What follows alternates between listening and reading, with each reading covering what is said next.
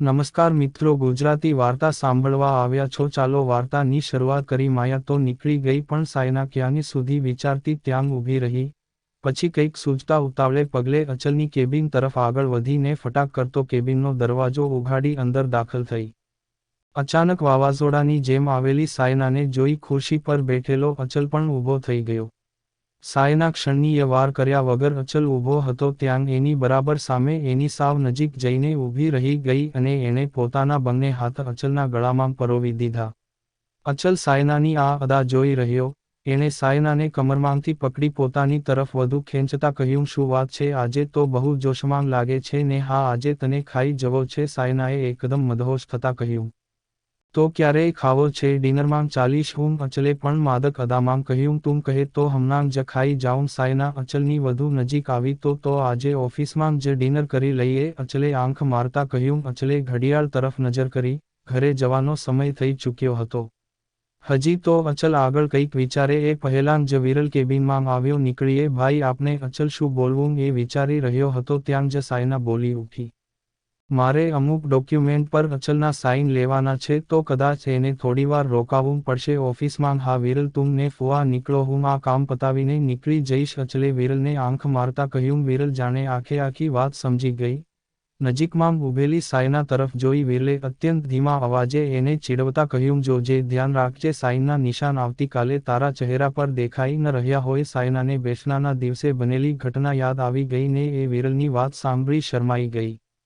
Enjoy, ફરી ધીમાએ અવાજે સાયનાને કહી. વિરલ નીકળી ગયો. વિરલ અને શિરીષભાઈની ગાડી ઓફિસ પાર્કિંગમાંથી ઘર તરફ જવા રવાના થઈ કે તરત જ ઓફિસના ગેટ પાસે છુપાઈને ઊભેલા વ્યક્તિએ ફોન જોડ્યો. પેલા બેવ તો નીકળ્યા પણ અચલ હજી ઓફિસમાં છે.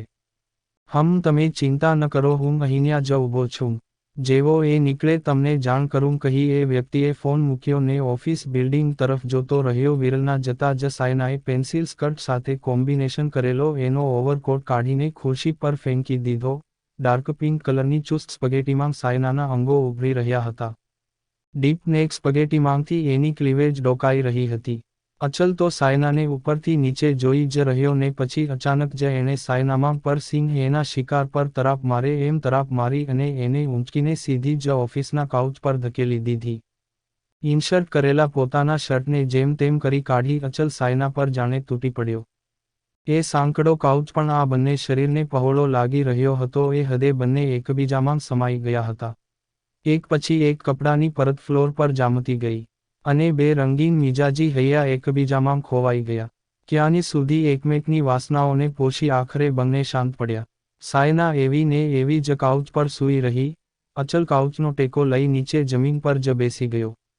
ખાસ્સી વાર સુધી બંને આ જ સ્થિતિમાં બેઠા રહ્યા ને એ પછી સાયનાએ અચલના કપાળ પર ચુંબન ચોડી દીધું, પણ અચલે જાણે કંઈ ખબર જ ન હોય એમ સીધા જ કપડાં પહેરવા માંડ્યા ને સાયના સામે જોતા કહ્યું, ચાલ હવે નીકળીએ, ઘણું મોડું થઈ ગયું છે. થોડીવાર પહેલા તો તને જરાય મોડું નહોતું થતું. સાયનાએ આંખો નચાવતા કહ્યું, તું બીજા રાઉન્ડ માટે તૈયાર હોય તો હું તો આ બેઠો. અચલે ફરી પહેરેલા કપડાં કાઢવા માંડ્યા. મસ્તી કરું છું.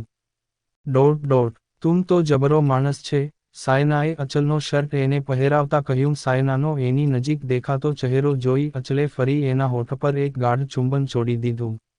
ચાલ હવે જઈએ, સાયનાએ જરા અળગા થતા કહ્યું ને અચલ પણ એની વાત માની ગયો.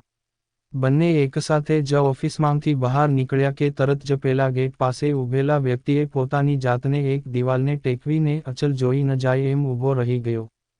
નીકળ્યો અચલ, અહીંયાથી કોઈ છોકરી પણ છે સાથે? ના માયા નથી, બીજું કોઈ છે, કહી ફરી એને કોઈને ફોન પર ઇન્ફોર્મેશન આપી અચલ અને સાયના કાર લઈ નીકળી ગયા.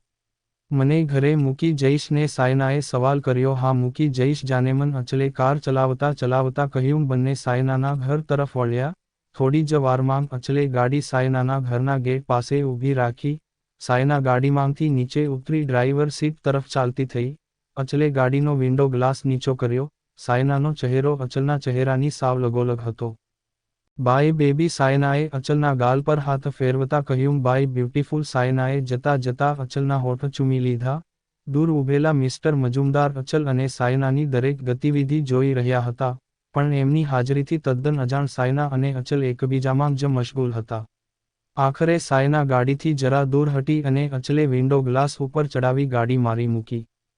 ઘરમાં પ્રવેશતી વખતે સાયનાએ મિસ્ટર મજુમદારને જોયા પણ આધુનિક જીવનશૈલી ધરાવતા મિસ્ટર મજુમદારના ઘરમાં ઉછેરેલી સાયનાને પિતાને ઊભેલા જોઈને ઝાઝો ફરક ન પડ્યો.